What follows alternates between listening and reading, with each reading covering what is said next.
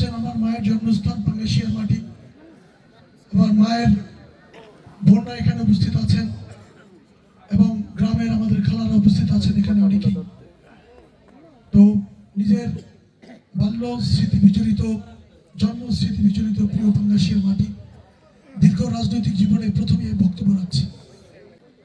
তো আমি ধন্যবাদ জানাচ্ছি এবং কৃতজ্ঞতা জানাচ্ছি যে আমার মায়ের জন্মস্থান নানাবাড়ির সমস্ত মানুষ আমাদের কথা শুনতে এসেছেন।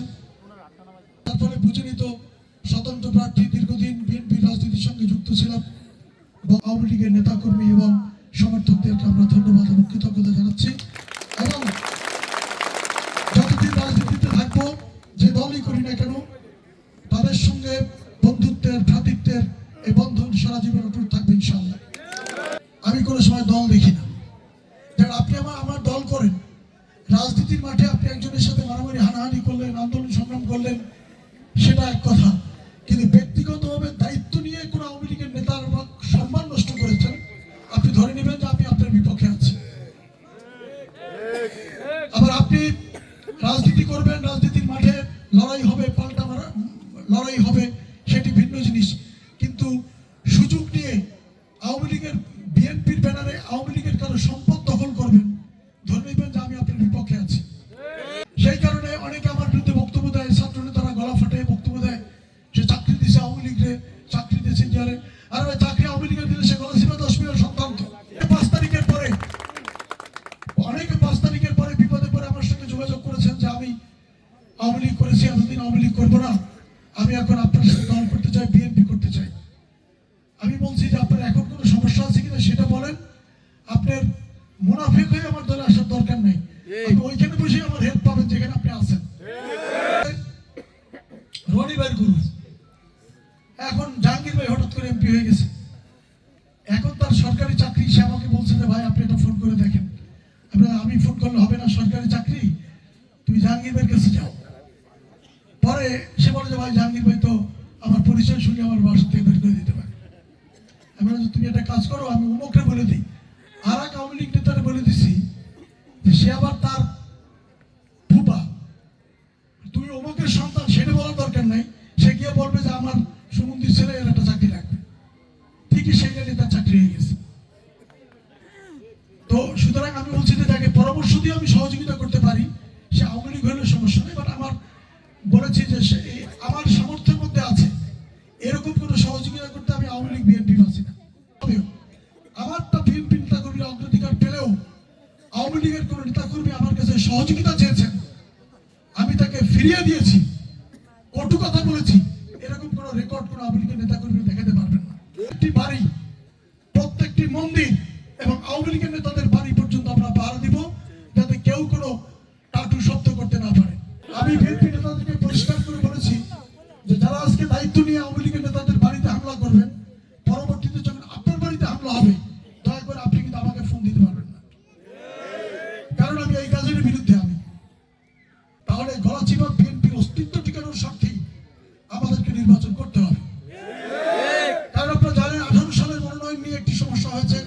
রনি ভাই নমিনেশন নিয়ে গেছেন, নমিনেশন নিয়ে তিনি যখন নির্বাচন করেছেন, 2 উপজেলায় আমাদের 87 জন নেতা কর্মী, এমনকি সাধারণ মানুষ পুলিশ সন্দেহ করে তাদেরকে জেলে পাঠিয়ে দিয়েছে, বিএনপিকে ভোট দিতে পারে এই সন্দেহে। রনি ভাই একটি নেতা কর্মীকেও, সাধারণ মানুষকেও জেল থেকে মুক্ত করেন, প্রত্যেকটি আসামিকে মুক্ত করেছেন। রনি ভাই আজ পর্যন্ত কাউকে খোঁজও নেননি। তাকে ছোট করার জন্য বলছি না, এটা তার হয়তো তার ক্যারেক্টারের সাথে যায় না, এই লাইনেরই লোকটা সে। কিন্তু আমরা তো রাজপথে থাকি, আমরা প্রত্যেকটি নেতা কর্মীর খোঁজ খবর আমাদের রাখতে হয়। কারণ সেই কারণে আমরা সিদ্ধান্ত নিয়েছি যে গলাচিপা 10 মিনায় এই নির্বাচনে কোনো দলকে বিএনপির পক্ষ থেকে আমাদের ছাড় দেওয়া সম্ভব নয়। আজকে আমি আপনাদেরকে বলি, ট্রাক জিতুক আর হারুক, যারা ট্রাকে উঠেছে এই ট্রাক থেকে তারা নামতে পারবে না। যদি ট্রাক জিতে যায় তাহলে খুদকুড়া খাওয়ার জন্য ট্রাকে থাকবে, আর যদি ট্রাক হেরে যায় তাহলে বিএনপি তাকে গ্রহণ করবে না। কারণ বিজয়ের অর্জন করেছে তারা ট্রাকে, ভালো মন্দ যাই হোক না কেন, তারা ট্রাকে থাকতে বাধ্য হবে। তারা মানসিক নির্যাতন করেছেন, চাঁদাবাজি করেছেন, চোখ মেরে দেখেন, তারা সকলে ট্রাকে উঠেছে। পরিষ্কার করে দুটো বড় কথা বলি, এই যে সিকটিকান্দির ঘটনা, গোপাল দেবনাথ নামে এক ভদ্রলোক এবং তার স্ত্রীকে মারধর করে থানায় পালিয়ে গিয়ে থানায় বাধ্য হয়েছেন আশ্রয় নিতে। আজকে আপনি খোঁজ নিয়ে দেখেন, সেই কালাপাতার ছেলে মুকুল কিন্তু ট্রাকে উঠেছে। রতনদী তালতলি উলানিয়া বন্দরের বিশিষ্ট ব্যবসায়ী বণিক সমিতির সাধারণ সম্পাদক আমাদের প্রিয় বড় ভাই বাদল শর্মা সম্পূর্ণ বিনা কারণে আমাদের এক যুব দলের নেতা তাকে কমপক্ষে 30টা কোপ দিয়েছে তার দুই হাতে। তার মাথায় ঘাড়ে কোপাচ্ছিলেন, সে হাত দিয়ে রক্ষা করেছে তার। আপনারা অনেকে জানেন, এখানে যাদের আত্মীয় স্বজন আছে বাদল শর্মাকে অনেকে চিনেন। উলানিয়া বাজারের ব্যবসায়ী হল বড় ব্যবসায়ী। তারা যে কুপিয়েছে, আমি তার নাম বলবো না, আমি টেনশনে ছিলাম যে এই বদমাইশটি নিয়ে কেমনি নির্বাচন করবো। আল্লাহর কি হুকুম, আইসা দেখি সেই মালও ট্রাক উঠছে। সে গলচিপার কমিশনার সমীর পালকে সম্পূর্ণ অন্যায় ভাবে তার উপর হামলা করেছে, তাকে মারধর করেছে। আমরা সমীর পালের কাছে বহুবার ক্ষমা চেয়েছি, এবার নির্বাচনে এসে দেখি সেই মালও ট্রাকে উঠেছে। অতএব আমরা চাপ মুক্ত আছি যে আমাদের কোন অন্যায়কারী আমাদের শিবিরে নেই। যদি কেউ টুকটাক অন্যায় করে থাকেন, আমরা তাদেরকেও পরিষ্কার বলেছি যে যদি কোনো আওয়ামী লীগের ব্যবসায়ী, আওয়ামী লীগের সনাতন ধর্মের ব্যবসায়ী বা কোনো পরিবারের সদস্য আমাদের শিবিরে থাকা কোনো নেতাকর্মীর দ্বারা আর্থিকভাবে ক্ষতিগ্রস্ত হয়ে থাকেন, আপনারা কমপ্লেইন করবেন। আমরা তার কাছ থেকে না হলে আমরা আমাদের নির্বাচনের ফান্ড থেকে তাদের টাকা ফেরত দেওয়ার চেষ্টা করবেন। কারণ যে অন্যায় আমরা করিনি, সে অন্যায়ের আমরা দায় দায়িত্ব নিব না, ঠিক আছে, কিন্তু দলীয়ভাবে ওই নাগরিকের বা ওই সনাতন ধর্মের ভাইয়ের অধিকার আছে বাংলাদেশ জাতীয়তাবাদী দলের কাছ থেকে তার ক্ষতিপূরণ পাওয়ার। কারণ বাংলাদেশ জাতীয়তাবাদী দল বাংলাদেশের একটি বড় রাজনৈতিক দল এবং তার দায়িত্ব আছে নেতাকর্মীদের দুঃখ দুর্দশা এবং নেতাকর্মীদের উপরে যে অন্যায় হয় সে অন্যায়ের বিচার করার। আমরা এখন পর্যন্ত কোনো কমপ্লেইন পাইনি, যদি পাই আমরা পরিশোধ করে দেবো ইনশাআল্লাহ। আমরা সিদ্ধান্ত নিয়েছি এবং প্রতিশ্রুতি দিচ্ছি আপনাদেরকে।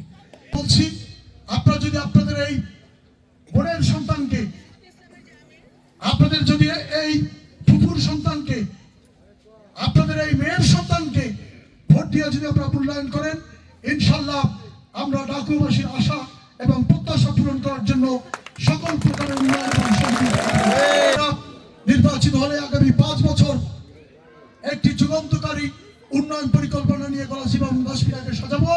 এবং যদি আপনাদের প্রত্যাশা পূরণ করতে না পারি, 5 বছর পরে আপনারা আমাকে ছেড়ে ফেলে দিবেন, আপনাদের কাছে আমি ভোট চাইতে আসবো না ইনশাআল্লাহ। সাজানোর পরাজয়ের প্রধান কারণ সেটা হচ্ছে নির্বাচনের সময় কিছু পারে না, এর হুমকি দেয়, ওর ধামকি দেয়, এর কলারে হাত দেয়, এইসবও শুরু হবে। আমরা ইচ্ছা করলে প্রতিবাদ করতে পারি এবং বড় ধরনের প্রতিবাদ করতে পারি, কিন্তু আমরা সহ্য করছি 12 তারিখ পর্যন্ত। কারণ আমরা ইনশাআল্লাহ আপনাদের সকলের দোয়ায় আমরা নির্বাচনে বিজয়ের দ্বার প্রান্তে রয়েছি।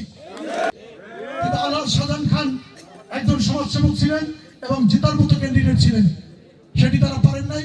সে যে লোকগুলো আগে এই কাজ করেছে তারা এখনো নেমেছে, তারাও ট্রাকে উঠেছে। সবাই ট্রাকের কমিটির সাইজ